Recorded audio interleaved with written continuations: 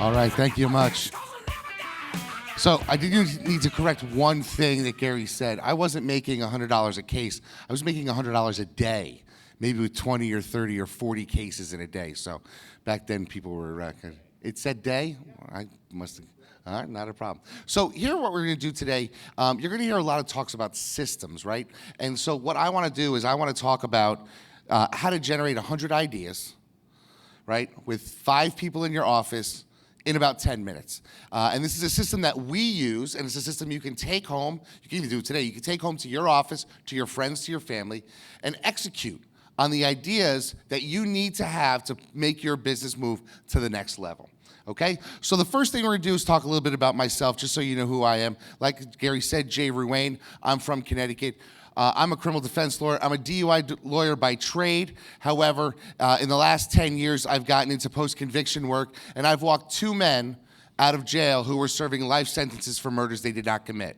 And if there's nothing better in life than walking out of a courtroom and sitting in a jail cell with an open door with a guy who thought he was going to die in jail, bawling because he's about to walk out and feel the sun on his face for the very first time as a free man. So if you have an opportunity to support post-conviction relief, please do it. If you ever want an opportunity to get involved in some cases, we have another case right now where we think we're gonna walk a 3rd man out of jail. So that's who I am.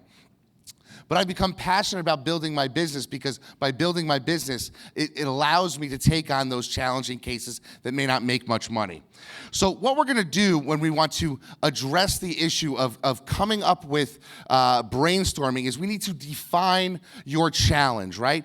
And the challenge could be a marketing problem, it could be an administration problem, it could be a talent problem in your office, but you need to define your challenge narrowly. And I will talk about a failure that we had a couple weeks ago when we were doing this exercise, although now that I know from Joey it's not a failure, it's an opportunity to succeed, in that we didn't narrowly define our challenge enough. And so the question I posed to my office is, how do we get more referrals to the firm? And it devolved into a discussion about advertising. And what some people in my firm suggested as their #1 idea was to hire a plane with a banner to go over beaches.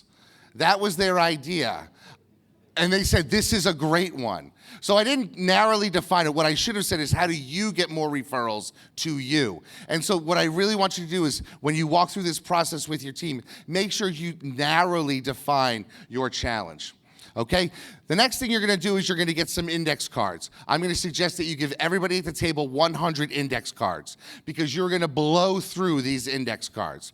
On these index cards, you're gonna pose the question that you've defined as your challenge, okay? Now, I have had situations where people say, well, we're gonna focus group and allow people to call out and yell out their ideas.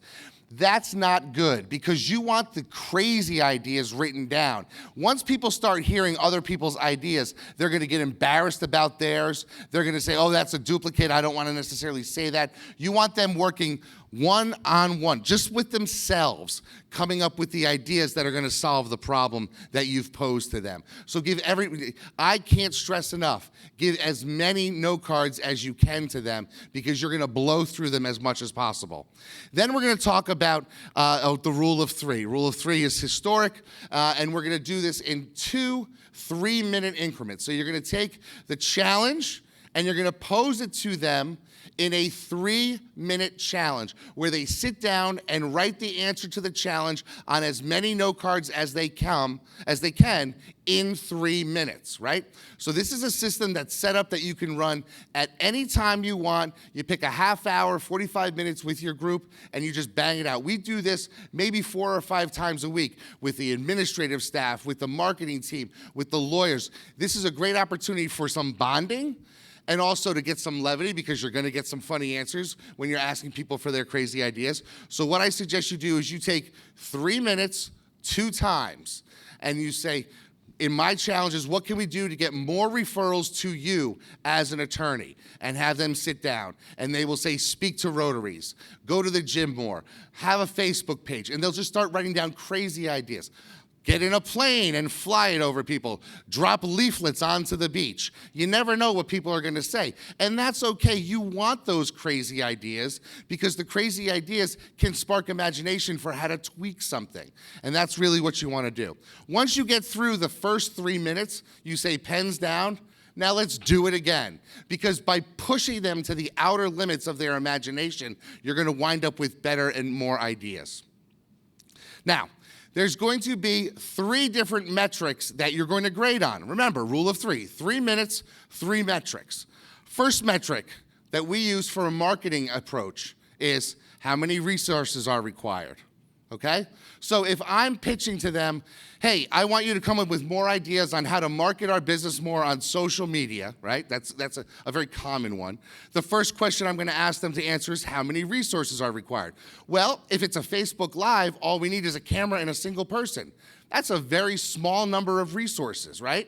Now, if I want to do a production studio where I'm going to show a full trial with fake jurors and a fake prosecutor in a courtroom, that's a lot of resources. So you're going to measure based on a scale that we're going to talk about how many resources are required. The next thing that you're going to measure is what is your gut feeling? And you're going to want to go around the room. You know, if you've read Malcolm Gladwell's book, Blink, our gut reactions are usually right. You know, and it's unfortunate in my case as defending people charged with DUI, the gut reaction usually doesn't help my client. But in our practices, the gut reaction is this an idea that will work? And as you go around the room, you'll get some people who will be able to say, yeah, I really like that. The last metric is going to be how easy will this be to maximize? How easy will it be to scale? If it's going to be a Facebook Live with an iPhone and 1 associate, and you've got 10 associates, you can scale that times 10 pretty easily. If it's multiple filmed mock trials, that's going to be very difficult to scale. So what we're going to do is we're going to use a 1 to 4 scale, right? Now, there will always be somebody in your group who wants to score it on a 0 to 4 scale. You cannot allow them to use 0 because it messes everything up. Even the worst idea merits a 1, okay? Don't fall for the trap of, well, that's no good, we're going to throw that out. And there's a reason for the madness, because those ones that wind up as 1s could be turned into something down the line. You don't want to automatically discard them. Another group in your team might be able to tweak that into something better. So on the 1 to 4 scale, if we go back through, we're going to measure it. How many resources? A lot of resources, that's a 1. Few resources, that's a 4. What is your gut feeling? I don't know if this will work, or this is really going to work. Really going to work? That's a 4. How hard is it going to be to maximize our idea? That's 1. I think it's kind of a challenge. I don't know if the people are ready for it. 4. I think this is going to be great. And we're looking for 12s. You're going to sit around together and score each one on those 3 metrics. And you're looking to find the 12s. Now, you may not find 12s or a lot of 12s in your first run-through of this. But take everything over 10 and start to see what really are the diamonds that came out of nowhere. When you have the 12s, you can put yourself in a situation where you can really get everybody jazzed about doing something together, right? So here's the next step, and this is something that's critical. When you have 12s, you're going to have somebody who came up with the 12, and they feel proud. It is their baby. You're going to have another person maybe who came up with a 12 that is also proud, also wants to get that baby to be the one that's used, but you're only going to pick 1. That doesn't mean you're going to stop and never do the other 12s or the 11s or the 10s. What it means is you need to take the other ones and embargo them.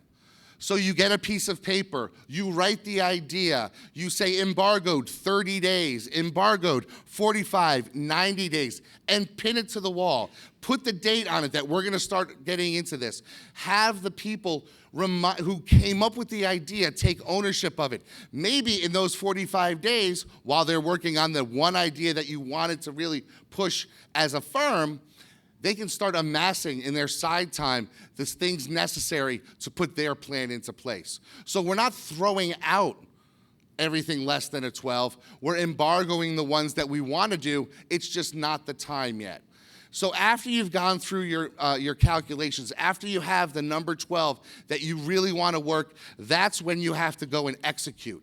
People are going to be jazzed about the idea. So what you have to do at that time is not say, okay, we have our idea. Great, see y'all next week.